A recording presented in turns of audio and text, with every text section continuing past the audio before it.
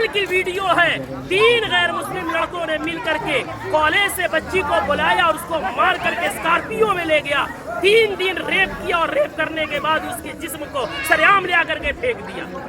آئے دن یہ خبریں آ رہی ہیں۔ میں پوچھنا چاہتا ہوں اس کے پیچھے کے ذمہ دار معاشرے کے ہمارے اور آپ جیسے بے غیرت لوگ نہیں ہیں جو شادیوں میں ناچ گانوں میں پیسوں میں آگ لگا رہے اور آگ لگا کر کے شادیوں کو اتنا مشکل بنا دیا کہ وقت میں شادیاں نہیں ہو رہی ہے، جس کی وجہ سے ہماری بیٹیاں جذبات ان میں بھی ہے، جذبات کی رو میں بہ کر کے ایجوکیشن والی بچیاں غیروں کے گود میں کھیل نہیں رہی ہے بلکہ ٹیشو پیپر بنا کر کے انہیں استعمال کر کے گلی کوچوں میں پھینک نہیں دیا جا رہا ہے بلکہ ان کے چیتھڑے اڑائے جا رہے ہیں۔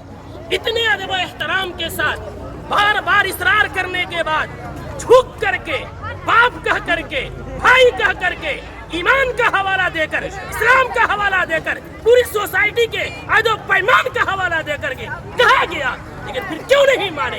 جرأت کی بات ہے، ہمت کی بات ہے۔ آخر وہ ہمت آئی کہاں سے کہ پورا معاشرہ بائیکاٹ کر رہا ہے، آپ ناچ لا رہے ہیں، چوک پہ نچا رہے ہیں، پورا بستی اس گناہ سے بچنا چاہتا ہے۔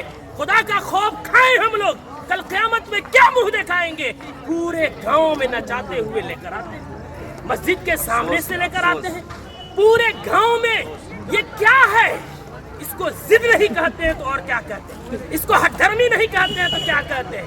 کون ہے وہ مولوی، کون ہے وہ عالم دین جس نے قرآن اور حدیث پڑھا ہے اور اتنی سختی سے منع کرنے کے بعد اس مجلس میں اس شادی میں ناچ گانا ہو اور وہ نکاح پڑھائے، اس کا قرآن اور حدیث اجازت دیتا ہے؟ میں تو احترام کرتا ہوں کہ انہوں نے پہلے ہی جو ہم سے محبت اور شفقت کے ساتھ اقرار کیا ہے۔ کون ہے ایسا جو جس مجلس میں ناچ ہو رہا ہو، جس اسٹیج میں ویشیوں کا دھندا چل رہا ہو، جس اسٹیج میں کھڑا ہو کر کے بہنوں کے پاؤں میں گھنگرو باندھا جا رہا ہو، ان کے سروں سے دوپٹے کھینچے جا رہے ہو، جس نکاح جو عبادت ہے اس عبادت کے اندر معاشرے کے لنگے لفنگے اور لونڈے عورتوں کے پیچھے تالیاں بجا رہے ہو، وہ نکاح میں کس مولوی کا علم اجازت دے گا نکاح پڑھانے کا؟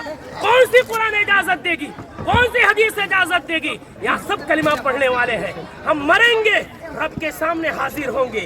دنیا کی بات چھوڑے، ہمیں یہ خوف کیوں نہیں آتا کہ نکاح ایک عبادت ہے، نماز بھی عبادت ہے، نماز میں اگر کوئی گانا بجائے نماز کا مذاق ہے، نکاح میں کوئی گانا بجائے وہ نکاح کا مذاق نہیں تو کیا ہے؟ جو مولوی قرآن کی آیت پڑھیں گے ان کا مذاق نہیں تو کیا ہے؟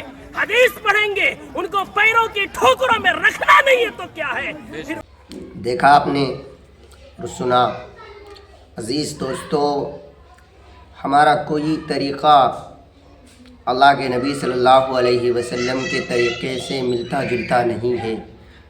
نکاح کرنا عبادت ہے اور ہم نے نکاح کو اس طریقے سے بدنام کر رکھا ہے۔ لوگ کہتے ہیں گاؤں میں کہ اگر ڈھولک نہ بجے، ڈی جے نہ بجے، گانے نہ بجیں تو شادی سونی لگتی ہے۔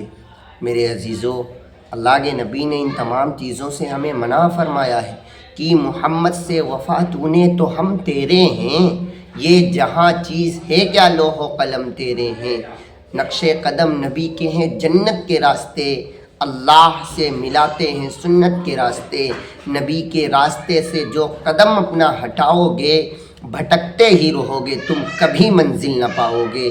ہم شادی اللہ کے نبی نے جو طریقہ ہمیں بتایا اس طریقے پر کرنی چاہیے۔ شادیوں کو ہم نے اتنا مشکل بنا دیا ہے کہ بچیاں غلط قدم اٹھا رہی ہیں، غریب باپ وقت پر شادی نہیں کر پا رہا ہے۔ خدا را اللہ کے واسطے شادیوں میں ڈھول تاشا ڈی جے باجا گانا ناچ تماشا یہ سب بند کر دو میرے پیارو۔ یہاں ہو سکتا ہے اللہ، کیونکہ یہ عبادت ہے اور عبادت میں میرے عزیز دوستو خرافاتیں شامل نہیں کی جاتی۔ اللہ ہم سبوں کو عمل کی توفیق عطا کرے۔ بہت اچھی طریقے سے ان عالم صاحب نے ہمیں سمجھایا ہے، امید ہے کہ آپ حضرات بھی اس پر عمل کریں گے۔